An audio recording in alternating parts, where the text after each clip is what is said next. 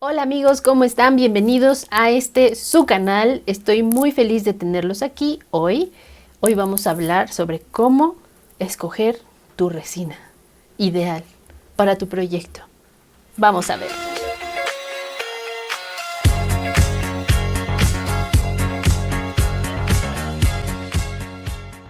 Qué gusto tenerles por acá. Ya saben que yo soy así medio penosa, entonces no me había mostrado ante cámaras mucho, pero sí. Entonces, si ustedes quieren que yo platique con ustedes así frente a frente, déjenmelo en comentarios y con mucho gusto vamos a seguir haciéndolo. Lo primero que necesitas saber es qué tipo de proyecto vas a hacer.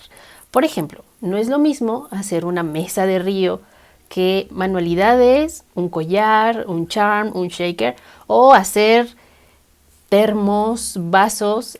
No es lo mismo hacer arte. Entonces necesitamos determinar muy bien qué tipo de proyecto vas a hacer. Después de esto vamos a hacernos las siguientes preguntas. La pregunta número 1 es ¿qué grosor o qué espesor tiene mi pieza y qué diámetro? Hay resinas que no soportan más de 2 o 3 centímetros de espesor. Espesor es qué tan gruesa es nuestra pieza.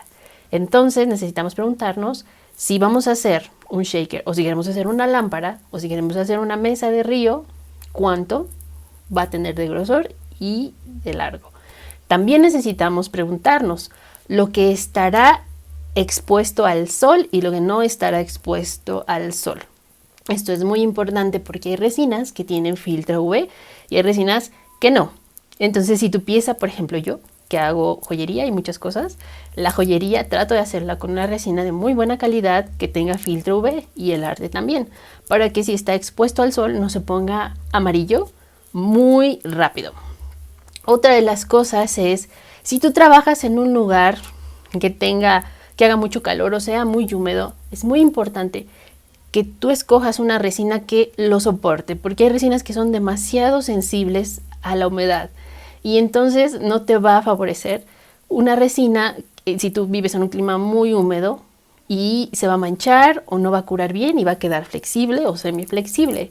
Entonces, estas preguntas son para que tú puedas determinar qué tipo de resina puedes usar. Otra de las preguntas que tú puedes hacerte es, ¿lo que voy a hacer estará en contacto con alimentos o cerca de alimentos? Hay muchas resinas hoy en día que se proclaman como grado alimenticio y la verdad es que no siempre se cumplen con estas normas.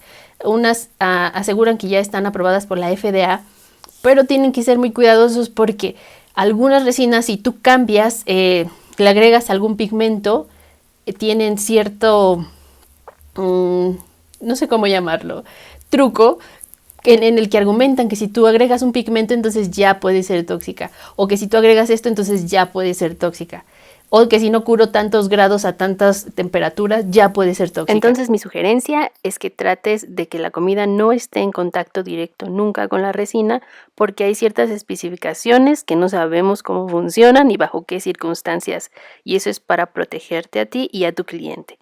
Podemos hablar de que existen muchos tipos de resinas. Existen las resinas acrílicas, epóxicas, poliéster, resina UV, que es derivado de la resina epóxica. Entonces, hay muchísimo de dónde escoger una resina. En el mundo de las manualidades o en el hágalo usted mismo, tenemos principalmente la resina poliéster cristal, la resina epóxica y la resina UV. ¿Cómo vamos a determinar qué resina utilizar? Ya tengo por ahí en la Academia de Resina explicado cómo se divide cada una y cuáles son las características de cada una. Por si quieres que haga un video sobre eso, porque es muy largo de explicar, déjame aquí un comentario. Ahora, las preguntas que nos hicimos hace un ratito son para definir qué resina puedo usar. En mi experiencia, yo les sugiero siempre usar una resina epóxica porque son menos tóxicas y más fáciles de usar entre comillas, porque también son más accesibles que la resina UV. La resina UV, recuerden que cura con una lámpara o el sol y pues a veces no es tan fácil encontrar resina UV. A una vez que hemos determinado cuál va a ser nuestro proyecto, podemos pensar, quiero que cure en tanto tiempo, quiero que cure en tantas horas. Entonces, la resina poliéster no me sirve porque necesito que esta pieza sea resistente, y la resina poliéster no es muy resistente. Es muy frágil y es muy tóxica y huele muy fuerte. Entonces, si yo estoy buscando trabajar en un lugar, área común, que no es muy recomendable, entonces prefiero usar una resina epóxica. Si voy a hacer arte, no puedo usar una resina poliéster, porque la resina poliéster no se autonivela muy bien, que digamos. Entonces, ahora que tenemos y definimos nuestro proyecto, pensamos en las dimensiones. Les decía que yo les recomiendo la resina epóxica porque es más amable. Pero también dentro de la resina epóxica hay divisiones. Hay resina epóxica para alto espesor, que les decía que es una pieza gruesa, y para bajo espesor. Por ejemplo, la joyería. Yo hago este tipo de joyería que es delgadita, entonces necesito una resina fuerte. Y entonces este tipo de resinas son las que usan para recubrir barras de bares o de mesas. Y este tipo de resina es muy factible usarla para joyería, y si tiene filtro UV todavía mejor, porque la cubrimos de que se amarillente, la protegemos, perdón, y también la hacemos resistente. Esta mariposita que hice, que ya tengo el video, aquí se los voy a dejar, ya está muy resistente y está muy delgada porque es una resina que realmente soporta, que se ha hecho para recubrir y soportar que se rasgue o que esté en contacto con muchas cosas que pasan sobre una barra.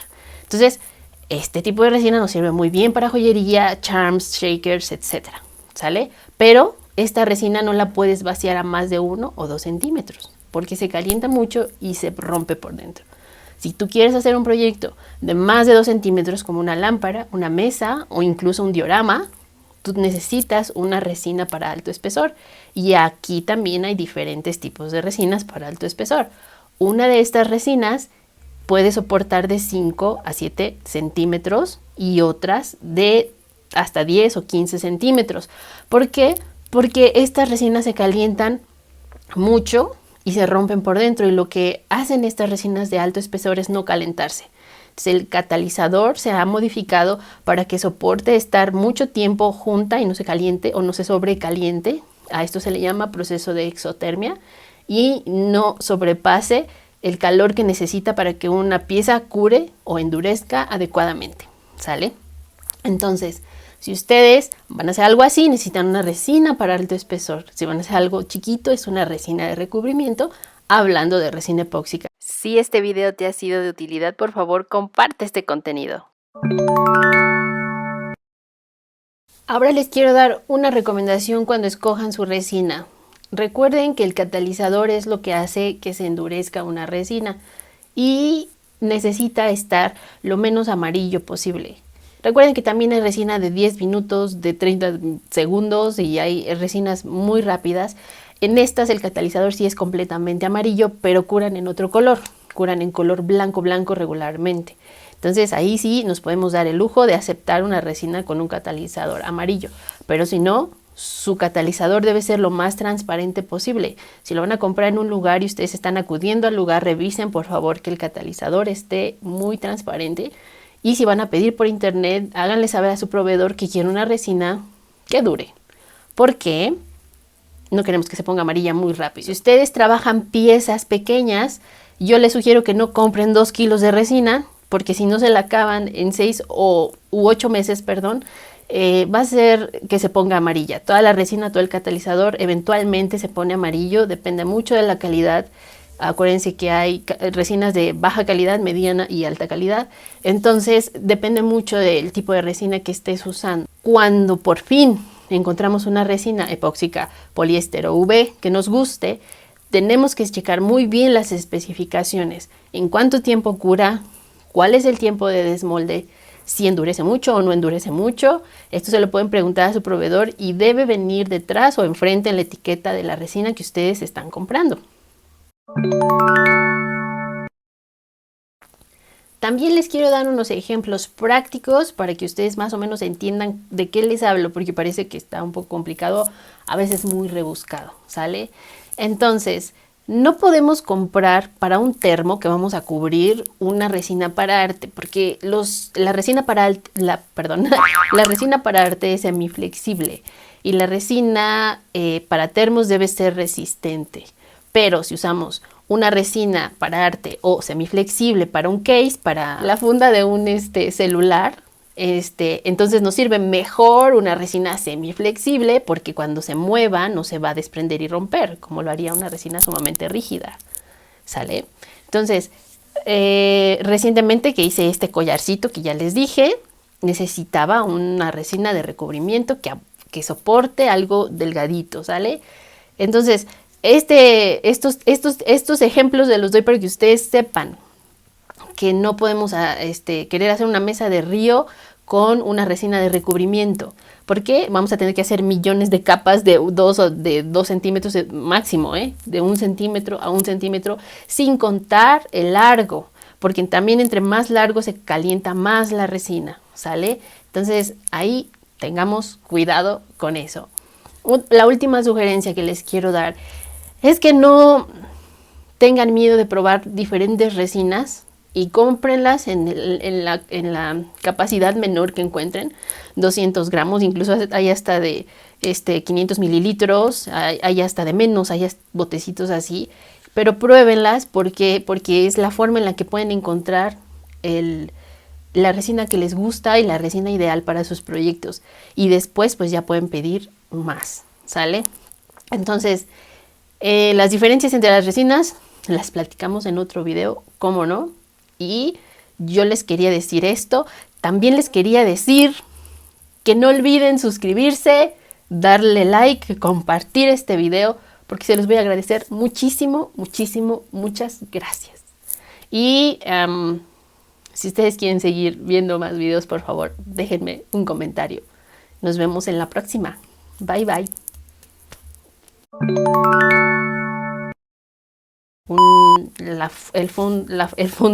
La funda de un... ¿Qué me pasa?